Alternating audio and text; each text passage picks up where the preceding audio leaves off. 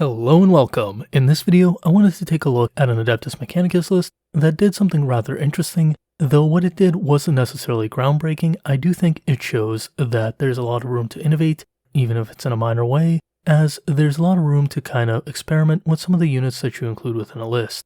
And with that being said, let's start by looking at where this list placed and how it performed within an event. This list placed 5th place out of 40 players, played on August 20th, in the tournament known as Hammer of Wrath Grand Tournament in California of United States. The player piloting this list was named Jason McKenzie, and he performed rather well with his Admech build in this situation. And looking at this list does not go with Lucius as we normally expect, or rather goes with the Mars Forge world, choosing to go with a single battalion detachment. However, as we often expected, it does utilize a veteran cohort. And to give a quick rundown on all these things, the Mars Forge world gives Skitarii units access to the mechanicals, as well as minor reroll benefits to their hit roll. It also gives them access to the very powerful Wrath of Mars stratagem that allows them to generate additional mortal wounds within shooting phases. As for the Army of Renown, the Army of Renown gives you different bonuses and restrictions, such as access to additional warlord traits, relics, and stratagems, though it does come with the drawback that you're only allowed to use Skitarii units. However, that is a very minor drawback indeed in this situation. And one other thing it does is it gives +1 to the invulnerable save of Skitarii troops as well as other defensive benefits, however at the cost of 2 additional points per model, so it does make the Skitarii troops a lot more powerful. However, it does come at the exchange of points value.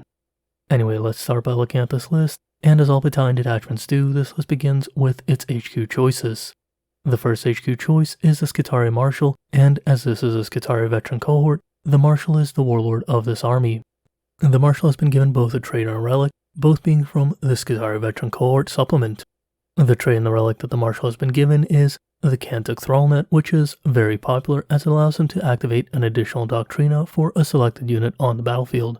And the ability to have an additional Doctrina, as well as one that you've used before, does make this a very standout relic, and one that you'll see included in most lists that utilize the Skitarii veteran cohort.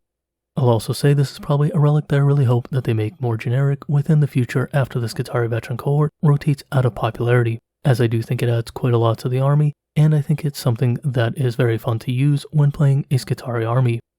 Now as for the warlord trait, Calculate Without Diversion is a rather straightforward one, allowing you to get command point reductions on different turns for different veteran cohort stratagems, and it's one that is also rather popular. As you'll see within this army list, the amount of command points that you use up for your relics and traits is rather heavy as it consumes all of your pre-game points, and having the ability to reduce command points cost of different stratagems within the game, especially on the first turn, is very powerful within the Adeptus Mechanicus builds. Now with all that, we move on to our second HQ choice, in this case being a Tech Priest Dominus, and while you would normally prefer a second Skitarii Marshal with an army such as this, the Dominus does offer different reroll benefits, and does offer the ability to carry a Holy Order special bonus, which is very powerful and offers additional command point reduction.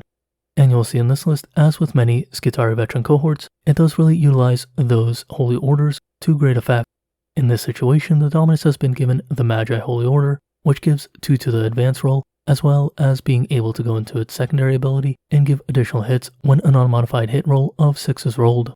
As such, the Dominus is a great escort unit for many different units, especially melee units, and with that being said, the Dominus is no slouch within melee combat either, so he can definitely shine in that situation as well.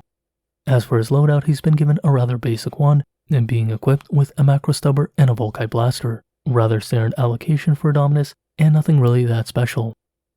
Moving on, we come to the third HQ choice for this battalion detachment, being a Tech Priest Manipulus, which is going to be pretty much included within every Skitarii veteran cohort army due to his ability to buff the shooting of Vanguard and Ranger units. This Manipulus is armed with a Magna Rail Lance, and has been given a relic as well as a Holy Order. The relic that the Manipulus has been given is the all-popular Raiment of the Technomartyr, which gives him a 5+ Feel No Pain save, as well as allowing it to select a friendly unit and giving it the ability to ignore any hit roll and ballistic modifiers that it might experience. This can definitely help you with your accuracy on your various units within your army, and considering now that more units have the core ability, this is definitely a very good ability to have and can really push some of your units over the top, especially when combined with other abilities that the Manipulus has. As for the Holy Order benefit, he has been given the Logai Holy Order. The Holy Order of the Logai reduces the armor penetration characteristic of enemy units targeting the selected unit from 1 and 2 to 0. However, it has no effect on armor penetration characteristic of 3 or greater, so it definitely does the most against weapons that have a lower armor penetration characteristic, usually weapons with a damage characteristic of 1, so it's definitely a very powerful ability to target your Skitarii units with. As for the secondary, it allows a unit to ignore enemy cover when shooting at that enemy. Also a very good ability to have, and one that becomes better as the game goes on. However, the durability benefits is very important for the low guy. And in addition to that, it reduces the command point cost of specific stratagems, like all Holy Orders do, which does make it even better with the new 9th edition changes in the Nephilim chapter approved.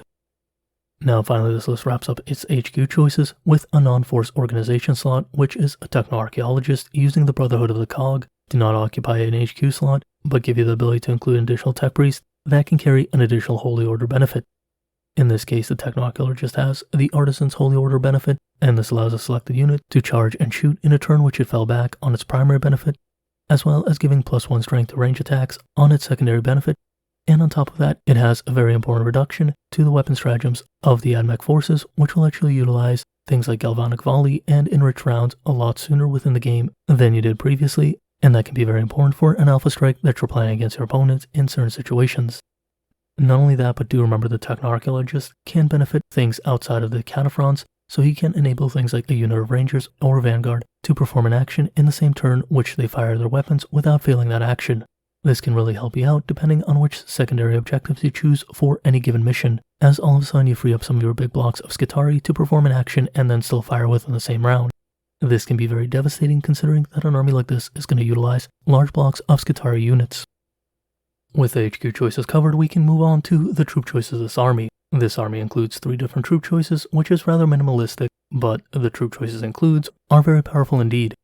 The first of these troop choices it includes is a unit of 20 Skitarii Vanguard veterans being armed with a data tether and an omnispecs. In addition to that, this unit of Vanguard has been given a taser goad on its alpha. The taser goad in this situation is most likely a point sink and nothing much more, as it's not a particularly vital weapon for them to have and mostly just something they threw on there, because at the end of the day, if you have some points remaining, you might as well, as it does not replace the radium carbine on the Vanguard alpha itself and just serves as an additional little perk within melee combat. Though generally you don't want to be within melee combat, and being able to fall back and shoot thanks to Holy Order does give the Vanguard some extra capabilities, and a unit of 20 of them can really make use of the enriched round stratagem, as well as the Wrath of Mars stratagem as well. The data tether and the omnispecs are both really typical inclusions on such a large unit such as this. And in addition to that, their veteran cohort abilities do give them even more survivability against blast weapons, which is always a nice benefit to have. Now the second troop choice for this army is a unit of 15 Rangers. These Rangers have been given an omnispecs and a trait on their alpha as well as a taser goad. The trait in this situation is a fire point telemetry cache, which allows them to gain the benefits of light cover, as well as gain +1 to their save if they're an infantry unit and wholly within a terrain feature. The fire point telemetry cache is very popular and even better in armies that are not utilizing the Lucius Forge world. In any case, I definitely think it's a very powerful trait that's here to stay, and especially so in ones, as I mentioned, that aren't Lucius, as they do not have that innate armor penetration reduction of enemy firepower. As for the taser goad on the alpha, it is interesting to note that while this is a filler, there is something important to consider, as that the taser goad and power sword are the only 5-point options for additional war gear on your different units. There is something interesting about this because in this situation the 10 points could have been used on a special weapon. However, the player did prefer retaining their basic weapons on the different Rangers and Vanguard units, probably to make better utilization of the different stratagems that they have access to, as well as the Manipulous buffs. I will also mention that it does make sense that there are more Vanguard than Rangers, as both can make rather good use of the different stratagems they have, though the additional firepower and unit capacity of the Vanguard does give them a little bit more ability to be aggressive, and the Rangers can still get full optimization of the Wrath of Mars stratagem without necessarily having to expand the command point cost on that stratagem. That being said, using something like Galvanic Volley on your Rangers is a little bit more cumbersome because you are going to be spending those 2 command points regardless if you have 15 or 20 Rangers. Though on the other hand, do consider you have a much harder time of getting in range within that rapid fire range, as you do not have something like the Solar Flare to teleport you within range, and as such you do have a little bit of a harder time using that. So due to the inclusion of something like Wrath of Mars within the faction, the smaller unit of Rangers does make sense, as you're going to have a harder time using Galvanic Volley but not Wrath of Mars in their situation. Anyway, moving on to the third and final troop choice of this battalion detachment and the army list in itself, we come to a unit of 5 Rangers. This unit of 5 Rangers has no upgrades except for a trait that they have been given. In this situation, the trait they have been given is the Eyes of the Omnissiah. and the Eyes of the Omnissiah has a rather basic ability that says that the unit that bears it or a unit that has a data tether can reroll the advance and charge roll when making that roll. This is going to be very good on melee units. However, this unit of Rangers is definitely not going to be a melee unit, but rather it's probably going to be hidden somewhere on the table and used as an objective unit most likely, that just transfer this buff onto a unit with a data tether that wants to utilize such melee beneficial abilities. The Eyes of the Omnissiah are definitely a powerful ability, and we'll see where it comes into play with different units within this army list. This list continues on with the elite choice for this battalion detachment. The elite choice is composed of 2 units of Sicarian Ruststalkers being armed with their transonic blades in both units. However, one of these units has also been given a relic from the different selection of relics that they have access to. In this situation, the relic that's been given to one of these units is the Temporacopia. The Temporacopia is a very powerful relic that allows the unit of Ruststalkers to select an enemy unit and make that unit fight last within the combat phase. This can definitely give you a lot of benefit, as the Ruststalkers are a very powerful blender unit, though they can be a little bit fragile at times. So having the ability to fight first within a combat phase and take out a large swath of the enemy unit can definitely enable them to put out their damage before the enemy has a chance to fight back, and as such you'll lose a lot less of your forces. In general, the ability to fight first or make your opponent fight last can be a very critical part to any melee unit within your army. One thing I'll mention is that the Ruststalkers do not have a data tether in themselves, so do keep in mind using the Eyes of the Omnissiah on a unit of Ruststalkers to allow them to reroll their advance or charge roll is definitely going to be a lot more difficult. I will also mention that the Ruststalkers have been overtaking the Infiltrators, as the Ruststalkers are a much more concentrated melee unit in comparison to the Infiltrators, who are a bit more of a mid-range unit. That being said, I do think the Infiltrators still have a place within the game and do offer quite a lot of different benefits to an army list that wants them. However, part of the problem is that the Adeptus Mechanicus do not lack in shooting in any way, and the firepower that the Infiltrators is not as exciting as the melee capabilities of the Ruststalkers in most list builds, though that's not to say that you can't include them and be successful with either of those choices. It's just to say that generally the Ruststalkers are going to fill a unique role within the army list, whereas the Infiltrators are going to be a little bit more of a non-committal role, and as such, they're generally going to lose out to the Ruststalkers at this time, but there are going to be situations where both are perfectly fine, and I do think there's situations where you can include a good number of both, and be rather happy with the inclusion of both within an army list. In either case, with that being said, that covers the elite choice for this army list, and we can move on to a fast attack choice, which is the final selection within the army, as this list does not include any flyers or heavy support choices. The fast attack choice begins with 2 rather basic selections and one that's rather exciting, so let's take a look at these first 2 selections. The first of these 2 selections begins with a unit of 4 Ironstrider Ballistari armed with las cannons. This is a rather fine inclusion and does have the ability to take out most threats that it targets, especially armored threats that can be rather popular with armies like Imperial Knights and Chaos Knights doing rather well within tournaments. The second of these fast attack choices is a unit of 5 Cerberus Raiders, which are a great unit for board control, screening, as well as just being a general nuisance to your enemy. They're definitely a cheap enough unit that has enough mobility and output to be useful within most armies. I'll also say that the Raiders do fit a similar role to the Infiltrators, and as such, they're generally a little preferable to Infiltrators as well at this current time because they do offer a little bit of a unique screening potential, and that's once again kind of a little bit of a knock to the Infiltrators, though once again, it's one of those things that you just kind of have to make a choice for yourself in building an army list.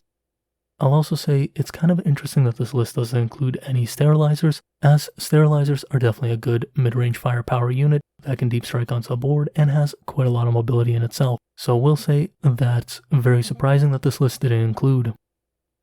Now as for the third and final fast attack choice, that I think is a very exciting one, and one that I don't think we've seen yet within a tournament list, it's a unit of 12 Taraxi Skystalkers. No, I'm just joking on that one, it's actually a unit of 5 Sidonian Dragoons. The Sidonian Dragoons are a rather interesting unit, as this unit of 5 Dragoons costs essentially the same as a unit of 4 Ironstriders, and in this situation, each of the Dragoons is outputting 4 attacks with their Taser Lances at a strength of 7, 2 armor penetration, and 2 damage, as well as being able to score 2 additional hits on an unmodified hit roll of 6. However, those Ironstriders are putting out 2 shots each at a range of 48 inches, with a strength 9, 3 armor penetration, and D3 plus 3 damage. So they do have some ability to be comparable to some extent in terms of how both of them do, but sometimes you just need that additional melee threat and that very aggressive melee unit in order to protect some of your other units on the table and to claim some objectives on the table elsewhere. I do think the Dragoons are perfectly fine and perfectly playable, though I do have to ask myself sometimes, why would I include Dragoons in comparison to additional Iron Striders? I guess the answer really does come down to, do you want that additional melee threat in order to bully your opponent's units on the tabletop as needed? As a unit of 5 Dragoons is definitely going to be a powerful and terrifying unit that anyone facing down is going to be afraid of being charged by, and it can really make some players a little bit nervous because it is such a powerful threat, and I do think something like a unit of Dragoons can be very exciting and very powerful with an army list such as this. I do like the inclusion of both the Ruststalkers and Dragoons in order to give you a lot of melee capabilities while you have that mid-range firepower from the Skitarii units, as well as Raiders, and then you have some heavy backup in the form of Iron Striders. And while this army list is pretty standard outside of that Dragoon pick, I do think the Dragoons show that there's a lot of capability to innovate and to add more unit diversity with an army list such as this. I do think this army list definitely can perform very well in many different tournaments and can give you a lot of optionality that maybe a list without those Dragoons can't. Though that being said, I do think that Admech are still kind of in a weak situation, even with all of the improvements and all of the additions to how they play within a tournament. And I do still think they're kind of limited in terms of their unit choices, as pretty much everything that they have access to is going to be something like an infantry unit, as we see with the Rangers and Vanguard, as well as the Ruststalkers, and they don't really have any heavy units, with the heaviest units being something like the Dragoons and the Iron Striders in this case, and that does make them a little bit of a glass cannon army with kind of a limited bag of tricks. I do think it would have been nice if they had some more optionality to include some more durable units that gave them a little more diversity in terms of how they play during the course of a game. Though that being said, I do think the Dragoons have some ability to be kind of that durable unit that you're kind of looking for in many situations, and that's what I think the Dragoons really bring to the table in this kind of build. Though with all that being said, I do think the Admech are kind of an underrepresented army, so it's hard to say where exactly the data lies because at the end of the day, there is a very limited number of people playing them and it's hard to collect data. Though it does look like they're doing rather well within many situations, as we've seen a few lists break out into a top-tier tournament, such as this one and the one we looked at a few weeks prior, there are still plenty that are placing rather low, and I think some of that comes down to the fact that the Adeptus Mechanicus kind of have one core build and playstyle, which does make them rather limited in terms of the meta, so if the meta is ever not favorable to their type of army build, it is very hard to do very well with the Adeptus Mechanicus, especially when you consider the amount of bookkeeping you have due to all of the different buffs and abilities that you're stacking throughout the course of the game, and it's very easy to kind of forget and mess up certain things. In any case, I do think this is a very exciting list because it really does show the potential of those Dragoons, which I think are a very exciting unit that is probably underutilized within different Adeptus Mechanicus builds. In any situation, what did you think of this army list? And do you think it's an exciting innovation to how the Admech can play? Or do you think it's just something that's a little bit of a fringe build that had a little bit of success in this situation? I definitely think it's something that more players should play around with, and they'll also understand building an army of Sidonian Dragoons and Iron Striders can be rather cost prohibitive and can be rather painful to build out for different players. I will continue to keep my eye out for any kind of Castle and Robot or Cataphrone builds, and if I see one doing well within a tournament, I'll definitely present it, as that'll be a very interesting situation, though right now I do think Admech are still a little bit limited in the tournament scene. However, with that being said, for casual play, you do have a lot more flexibility and a lot more interesting ways of building an Adeptus Mechanicus army. However, it's very hard to define what casual play is, as everyone's going to have a bit of a different definition for that, and as such, that's why I tend to look at tournament lists more often than casual builds. Anyways, as always, thank you for watching, and as always, I want to give a big shout out to my patrons. You guys are really awesome people and really do help support the channel. In addition to that, I would like to say, if you know anyone who may benefit from this content, please do share this video with them, as it not only helps the channel, but it also helps them out as well. And if you've enjoyed the content, do subscribe and like for future videos from this channel. Thank you for watching and have a great day. Bye.